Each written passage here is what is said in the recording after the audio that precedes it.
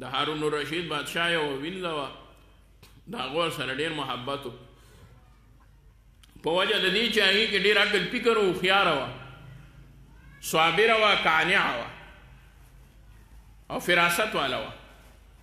خو وزیرانو ویې یاره د دې وینځې سره تعلق محبت زموږ نه سیوا دی چې دی څه تپوس کوي وینځې نه تپوس کوي ولې موږ له څه چل دی اعتراض یې وکړو شکایت یې وکړو نو هارون الرشید بادشاه ته چې کله د ده د شکایت د دې خلکو پته ولګېده نو ټول یې راغونډ کړل دا وینځه یې پکې هم راوسته وی نن زه یو امتحان کوم خو هغوی ته یو نه وي وی نن ما دا اعلان کړی دی چې تر ماښامه پورې زما نه څوک وموهه ما ته غوږ کېدی سړی خیر دی که نه در ماښامه پورې ما نه څوک څه شی غواړي په تاسو کې وغواړي دی زه به یې وله ورکوم بس وزیران راجمع شو او یو وزیر به وی ماله هغه پلانکی علاقه راکه بل به وی ماله بنګلې راکه بل به وی ماله سره زر راکه بل به وی ماله پلاټونه راکه بل به وی ماله دا راکه چا به څه غوښتل چا څه ټول وزیران خلاص شو نو په دغه کې دا وینځه ناسته وه نو هارون الرشید بادشاه هغې وینځې ته وی ته څه نه غواړې زر غواړه که نه هغې وی دا کمکل چې خلاص شي بیا به یې درنه وغواړم هغې وی وګوره که نه بادشاه دې وینځې ته وګوره دا مونږ ته کمکل وایي ورته وی دا ولې ورته کمکل وایي اوس به بادشاه تا ته پته ولګي چې د دی انتخاب صحیح دی او که زما انتخاب صحیح دی هغې ټول چې خلاص شو اخلاص وی تاسو خبره ویاو وزیران وایي چې دا به څه غواړي د وزیرانو دا خیال و چې دا به تېنا محل غواړي که دا به د بادشاه نه یو چېرته ډېر لوی جاګیر غواړي یا به دا د بادشاه نه څه شی غواړي د هغې خیال ته خبره نه راتله وینځې ته اخره کې هارون رشید بادشاه وی ته ووایه بادشاه سلامت دی ته تا انکار کړی دی چې څه دي ورته چې څه درته ویلي وو هغه دې ورکړي دي وي بلکل ما ته خو به انکار نه کوي ولې به خو زما په بادشاهت کې چې سوي او د هغه له الله ډېر لوی بادشاهت ورکړو د نیمې دنیا بادشاهي د ځمکې الله رب العزت هغه له ورکړې وه هغه به دا خبره ډېره په فخر کوله وی تحدیث بالنعمت وم چې آل رسول یم د نبي علیه صلات وسلام نوسی یم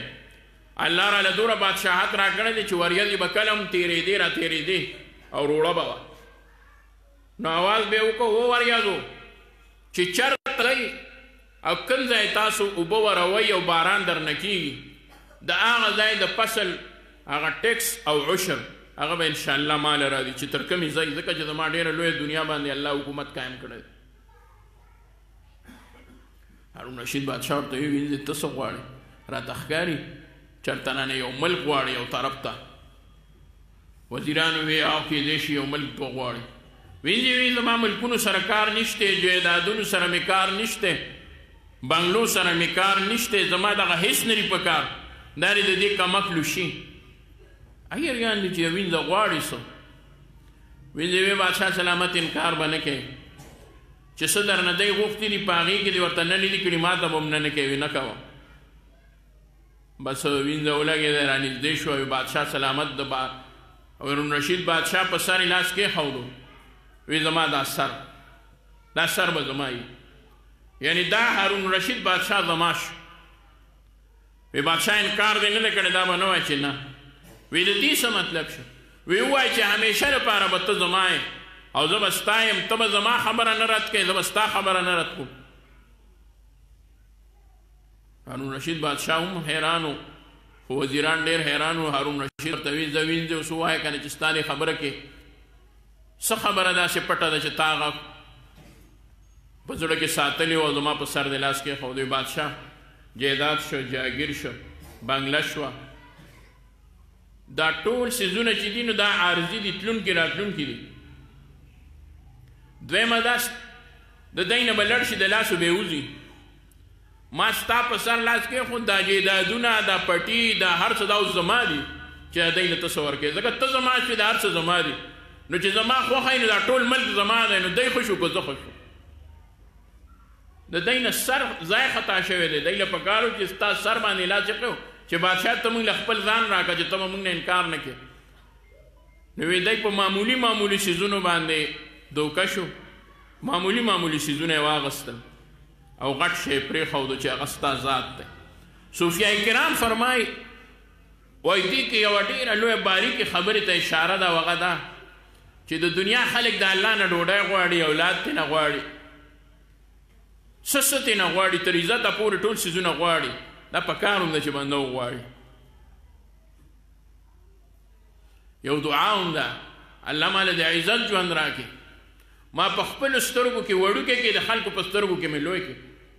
اللهم اجعل فی عینی صغیرا وفی اعین الناس کبیرا. ای الله ما د خپلو سترګو کې، زما په سترګو کې ما وړوکی کې چې ما ته خپل ځان لوی نه ښکاري، وفی اعین الناس کبیرا، او ما د خلکو په نظر کې لوی کې چې خلک راته سپک نه ګوري او زه ځان ته درانه نه ګورم. نو صوفیای کرام وایي هسې تاسو وایي چې ډوډۍ، خوراک، ژوند، عزت، شهرت، مال، اولاد دا لوی دي که د الله ذات لوی دی؟ نو دغه ټول څیزونه پرېښودل پکار دي. دا هغه څوک اخلي چې هغه د الله په ذات نظر نه وي. د دې ټولو څیزونو په ځای باندې د یو الله په ذات باندې نظر وساته، را هر څه به ستا شي. چې الله ستا شي عزت به دي، چې الله ستا شي اولاد کې به دې برکت وي، چې الله ستا شي دا هر څه ستا دي، چې الله ستا شي رزق به درله په اسانه درکوي، چې الله ستا شي په خبرو کې به دې الله سر پیدا کړي، چې الله ستا شي عقل فکر به درله درکړي، چې الله ستا شي کله به ته نه ناکامه کېږي، چې الله ستا شي کله به محتاج څوک نه مغلوبه کولی شي.